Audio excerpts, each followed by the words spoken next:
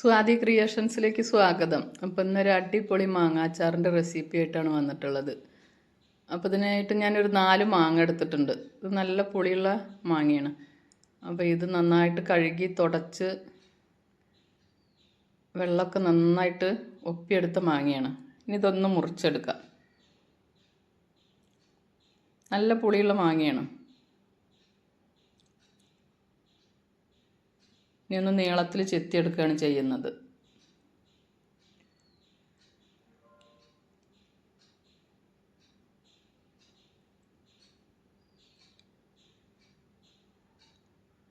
അപ്പോൾ അതൊന്ന് അരിഞ്ഞെടുത്തിട്ടുണ്ട്.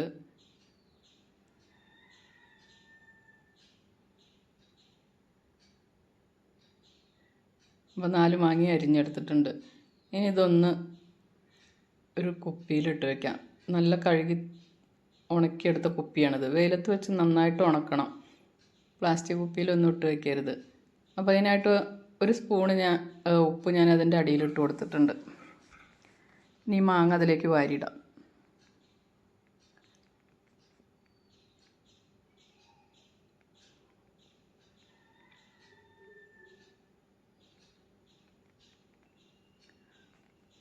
ഒരു പകുതി മാങ്ങ ഇട്ട് കഴിഞ്ഞിട്ട് ഒരു സ്പൂൺ ഉപ്പും കൂടി ചേർത്ത് കൊടുക്കുന്നുണ്ട്.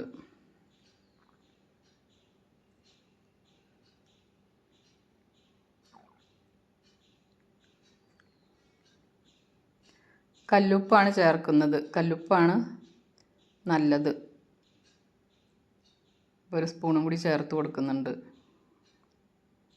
ഇനി ബാക്കിയുള്ള മാങ്ങയും കൂടി കുപ്പിയിലേക്ക് വാരിയിട്ട് കൊടുക്കാം.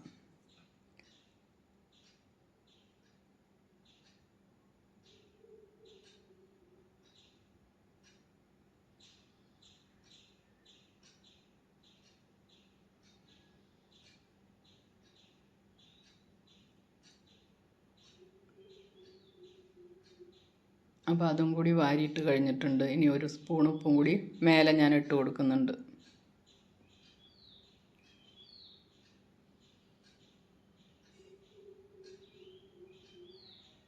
ഇപ്പം 3 സ്പൂണോളം ഉപ്പാണ് ഞാൻ ഇട്ട് കൊടുത്തത്. ഓരോ മാങ്ങയ്ക്ക് അനുസരിച്ചിട്ട് ഉപ്പ് ചേർത്ത് കൊടുക്കാം. നല്ല പുളിയുള്ള മാങ്ങയാണെങ്കിൽ അതിനനുസരിച്ച് ഉപ്പ് ചേർക്കാം. പുളി കുറവാണെങ്കിൽ കുറച്ച് ഉപ്പ് കുറയ്ക്കാം. ഇനി ഇതൊന്ന് അടച്ച് വയ്ക്കാം നമുക്ക്. ഒരു ദിവസം കഴിഞ്ഞിട്ടാണ് ഞാൻ അച്ചാർ ഉണ്ടാക്കുന്നത്. ഇതൊന്ന് കുലുക്കി കൊടുക്കാം. അപ്പം മാങ്ങത്തെ വെള്ളമൊക്കെ നന്നായിട്ട് ഇറങ്ങിയിട്ടുണ്ട്. മാങ്ങയുടെ കളറൊക്കെ ഒന്ന് മാറിയിട്ടുണ്ട്.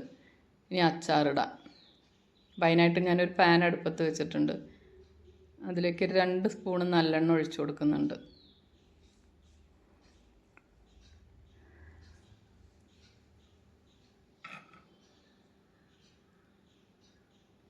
കുറച്ച് വെളുത്തുള്ളി ചേർത്ത് കൊടുക്കുന്നുണ്ട്. ഒന്ന് നടു കീറിയിട്ടുള്ള വെളുത്തുള്ളിയാണ്, അരിഞ്ഞതല്ല. നടു ഒന്ന് കീറിയിട്ടുള്ള വെളുത്തുള്ളി 1 സ്പൂണോളം ഉണ്ട്.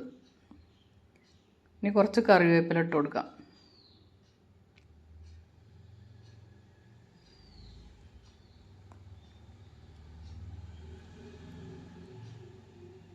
അപ്പം അതൊന്ന് മൂത്ത് കഴിഞ്ഞിട്ടുണ്ടെങ്കിൽ മുളക് പൊടി ഇട്ട് കൊടുക്കാം. ലോ ഫ്ലെയിമിലാണ് വെച്ചിട്ടുള്ളത്. ലോ ഫ്ലെയിമിലേ വെക്കാവൂ, അല്ലെങ്കിൽ പെട്ടെന്ന് ഇത് കരിഞ്ഞു പോകാനുള്ള സാധ്യത ഉണ്ട്. ഈ 2 സ്പൂൺ മുളക് പൊടിയാണ് ഞാൻ ചേർത്ത് കൊടുക്കുന്നത്. ഇത് നല്ല എരിവുള്ള മുളക് പൊടിയാണ്. 2 സ്പൂൺ ചേർത്ത് കൊടുക്കുന്നുണ്ട്. ഇനി ഒരു 3/4 സ്പൂണ് ഉലുവപ്പൊടി ചേർത്ത് കൊടുക്കുന്നുണ്ട്.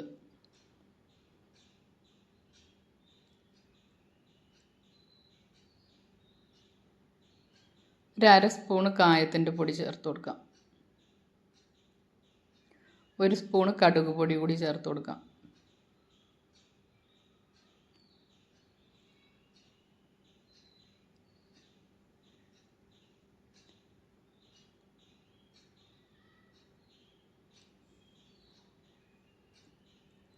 ഒരു നുള്ളു മഞ്ഞൾപ്പൊടി ചേർത്ത് കൊടുക്കുന്നുണ്ട്.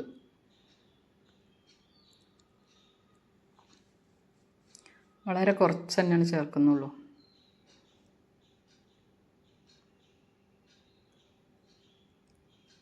ഇനി നമ്മൾ അരിഞ്ഞു വെച്ച മാങ്ങയും കൂടി ചേർത്ത് കൊടുക്കാം.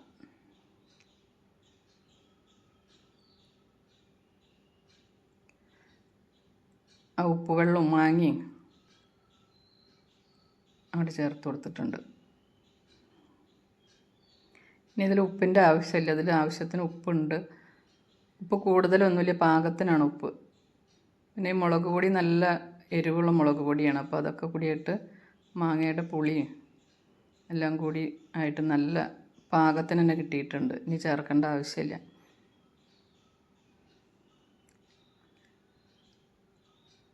അപ്പം ഞാൻ ഫ്ലെയിം ഓഫാക്കി. ഇനി കുറച്ച് വിനാഗിരി, ഒരു 1/2 സ്പൂണ് വിനാഗിരി കൂടി ചേർത്ത് കൊടുക്കുന്നുണ്ട്. ഇതൊന്ന് ചൂടാറി കഴിഞ്ഞിട്ട് കുറച്ച് നല്ലെണ്ണ ചൂടാക്കിയിട്ട് തണുത്തിട്ടൊന്ന് ഒഴിച്ചു കൊടുക്കുന്നുണ്ട്. അച്ചാറിന് എപ്പോഴും നല്ലെണ്ണയാണ് ചേർക്കേണ്ടത്, കേടുവരാതിരിക്കാനൊക്കെ നല്ലതാണ്. അപ്പോൾ വീഡിയോ ഇഷ്ടമാവുകയാണെങ്കിൽ ലൈക്ക് ചെയ്യാനും സബ്സ്ക്രൈബ് ചെയ്യാനും കമൻറ്റ് ചെയ്യാനും മറക്കരുതേ.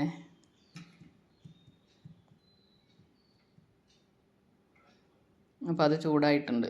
ഇനി നമുക്ക് അച്ചാറിലേക്ക് ഒഴിച്ചു കൊടുക്കാം. അച്ചാറും ചൂടാറി കഴിഞ്ഞിട്ട് ഒഴിച്ചു കൊടുക്കാവൂ.